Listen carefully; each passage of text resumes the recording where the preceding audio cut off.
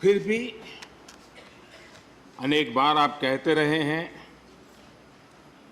I have retired from politics but not tired from public life. और इसलिए इस सदन को नेतृत्व देने की आपकी जिम्मेदारी भले ही पूरी हो रही हो, लेकिन आपके अनुभवों का लाभ भविष्य में सुदीर्घ काल तक देश को मिलता रहेगा। हम जैसे अनेक सार्वजनिक जीवन के कार्यकर्ताओं को भी मिलता रहेगा। आदरणीय सभापति महोदय, आजादी के अमृत महोत्सव में आज जब देश अपने अगले 25 वर्षों की नई यात्रा शुरू कर रहा है, तब देश का नेतृत्व भी एक तरह से एक नए युग के हाथों में है। हम सब जानते हैं कि इस बार हम एक ऐसी 15 अगस्त मना रहे हैं जब देश के राष्ट्रपति, उपराष्ट्रपति, स्पीकर, प्रधानमंत्री सबके सब वो लोग हैं जो आजाद भारत में पैदा हुए हैं।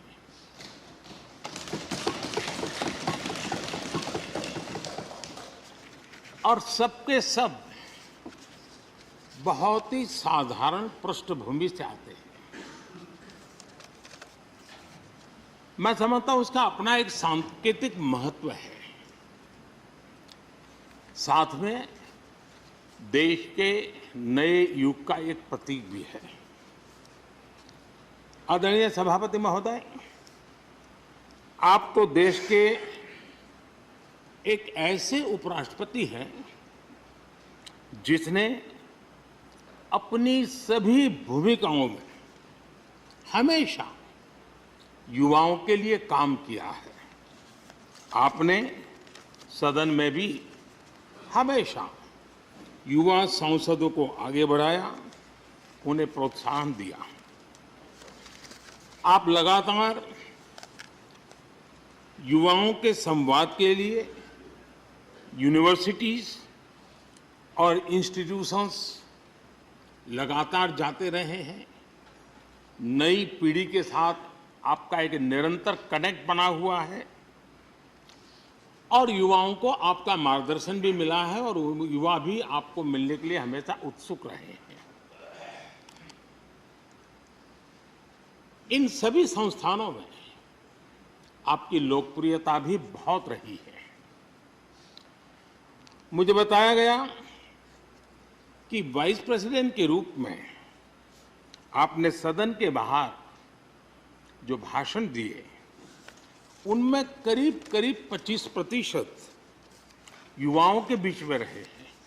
ये भी अपने आप में एक बहुत बड़ी बात है। आदरणीय सभापति महोदय, व्यक्तिगत रूप से मेरा यह सौभाग्य रहा है कि मैंने बड़े निकट से आपको अलग अलग भूमिकाओं में देखा है। बहुत सारी आपकी भूमिका ऐसी भी रही जिसमें आपके साथ कंधे से कंधा मिलाकर कार्य करने का भी मुझे सौभाग्य मिला है।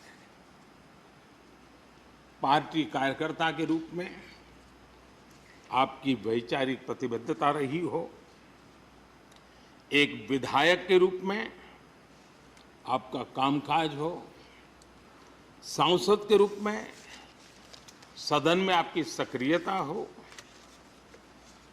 भारतीय जनता पार्टी के अध्यक्ष के रूप में आपका सांगठनिक कौशल्य और लीडरशिप की बात हो, कैबिनेट मंत्री के रूप में आपकी मेहनत, नवाचार का आपका प्रयास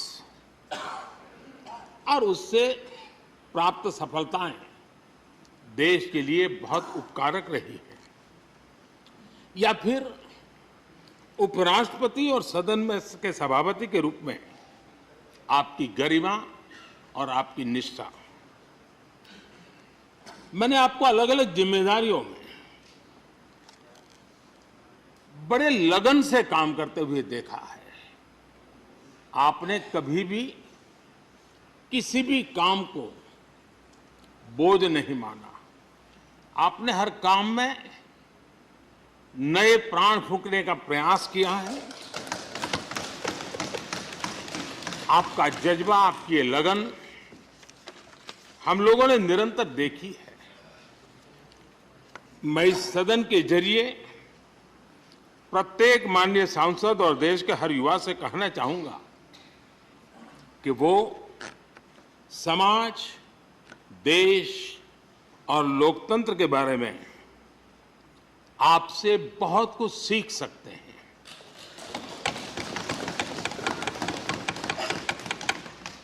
लिसनिंग, लर्निंग, लीडिंग,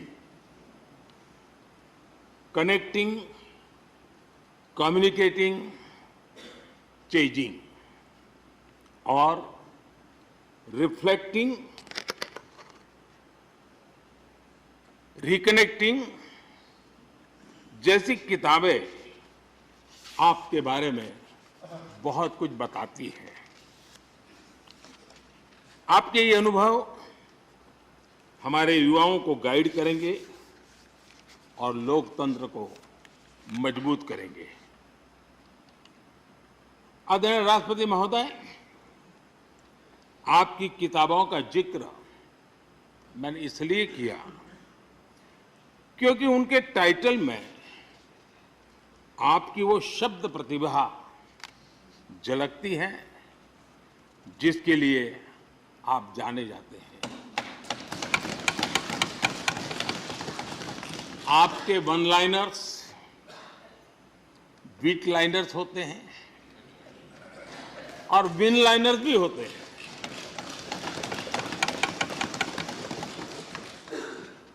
यानी उसके बाद कुछ और कहने की जरूरत ही नहीं रह जाती। Your each word is heard, preferred and revered and never countered.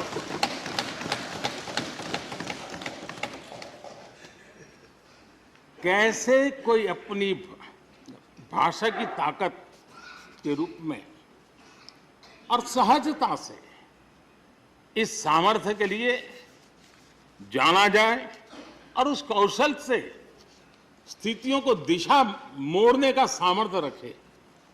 सचमुच में आपके इस सामर्थ्य को मैं बधाई देता हूं। साथियों, हम जो भी कहते हैं वो महत्वपूर्ण तो होता ही है, लेकिन जिस तरीके से कहते हैं उसकी अहमियत ज्यादा होती है। किसी भी संवाद की सफलता का पैमाना यही है कि उसका गहरा इम्पैक्ट हो, लोग उसे याद रखें और जो भी कहें उसके बारे में लोग सोचने के लिए मजबूर हो। अभिव्यक्ति की इस कला में वेंकैया जी की दक्षता, उस बात से हम सदन में भी और सदन के बाहर देश के सभी लोग भली भांति परिचित हैं। आपकी अभिव्यक्ति का अंदाज जितना बेबाक है उतना ही बेजोड़ भी है। आपकी बातों में गहराई भी होती है, गंभीरता भी होती है, वाणी में बीट भी होता है और वेट भी होता है, वार्मथ भी होता है और विजडम भी होता है। संवाद का आपका तरीका ऐसे ही किसी बात के मर्म को छू जाता है और सुनने में मधुर भी लगता है। आदरणीय सभापति महोदय, आपने दक्षिण में छात्र राजनीति करते हुए अपना राजनीतिक सफर शुरू किया था। तब लोग कहते थे कि जिस विचारधारा से आप जुड़े थे उसका और उस पार्टी का निकट भविष्य में तो दक्षिण में कोई सामर्थ्य नजर नहीं आता है, लेकिन आप एक सामान्य विद्यार्थी कार्यकर्ता से यात्रा शुरू करके और दक्षिण भारत से आते हुए उस पार्टी के राष्ट्रीय अध्यक्ष के शीर्ष पद तक पहुंचे, ये आपकी एक अविरत विचार निष्ठा, कर्तव्य निष्ठा और कर्म के प्रति समर्पण भाव का प्रतीक है। अगर हमारे पास देश के लिए भावनाएं हो, बात कहने की कला हो, भाषाई विविधता में आस्था हो, तो भाषा क्षेत्र हमारे लिए कभी भी दीवार नहीं बनती है। ये आपने सिद्ध किया है। आदरणीय सभापति महोदय, आपकी कही एक बात बहुत लोगों को याद होगी, मुझे तो विशेष रूप से याद है। मैंने हमेशा सुना है आप मातृभाषा को लेकर के बहुत ही टची रहे हैं, बड़े आग्रही रहे हैं, लेकिन उस बात को कहने का आपका अंदाज भी बड़ा खूबसूरत है। जब आप कहते हैं कि मातृभाषा आंखों की रोशनी की तरह होती है, मातृभाषा आंखों की रोशनी की तरह होती है, और आप आगे कहते हैं और दूसरी भाषा चश्मे की तरह होती है। ऐसी भावना हृदय की गहराई से ही बाहर आती है। वेंकैया जी की मौजूदगी में सदन की कार्रवाई के दौरान हर भारतीय भाषा को विशिष्ट अहमियत दी गई है। आपने सदन में सभी भारतीय भाषाओं को आगे बढ़ाने के लिए काम किया। सदन में हमारी सभी 22 शेड्यूल लैंग्वेज में कोई भी माननीय सदस्य बोल सकता है, उसका इंतजाम आपने किया। आपकी ये प्रतिभा, आपकी ये निष्ठा आगे भी सदन के लिए एक गाइड के रूप में हमेशा हमेशा काम करेगी। कैसे संसदीय और शिष्ट तरीके से भाषा की मर्यादा में कोई भी अपनी बात प्रभावी ढंग से कह सकता है, इसके लिए आप प्रेरणापुंज बने रहेंगे। आदरणीय सभापति महोदय, आपकी नेतृत्व क्षमता, आपके अनुशासन ने इस सदन की प्रतिबद्धता और प्रोडक्टिविटी को नई ऊंचाई दी है। आपके कार्यकाल के वर्षों में राज्यसभा की प्रोडक्टिविटी 70% बढ़ी है। सदन में सदस्यों की उपस्थिति बढ़ी है। इस दौरान करीब करीब 177 बिल पास हुए या उन पर चर्चा हुई, जो अपने आप में कीर्तिमान है। आपके मार्गदर्शन में ऐसे कितने ही कानून बने हैं जो आधुनिक भारत की संकल्पना को साकार कर रहे हैं। आपने कितने ही ऐसे निर्णय लिए हैं जो अपर हाउस की अपवर्ड जर्नी के लिए याद किए जाएंगे। सचिवालय के काम में और अधिक एफिशिएंसी लाने के लिए भी आपने एक समिति का भी गठन किया। इसी तरह राज्यसभा सचिवालय को सुव्यवस्थित करना, इंफॉर्मेशन टेक्नोलॉजी को बढ़ावा देना, पेपरलेस काम के लिए ई ऑफिस सिस्टम को लागू करना, आपके ऐसे कितने ही काम हैं जिनके जरिए उच्च सदन को एक नई ऊंचाई मिली है।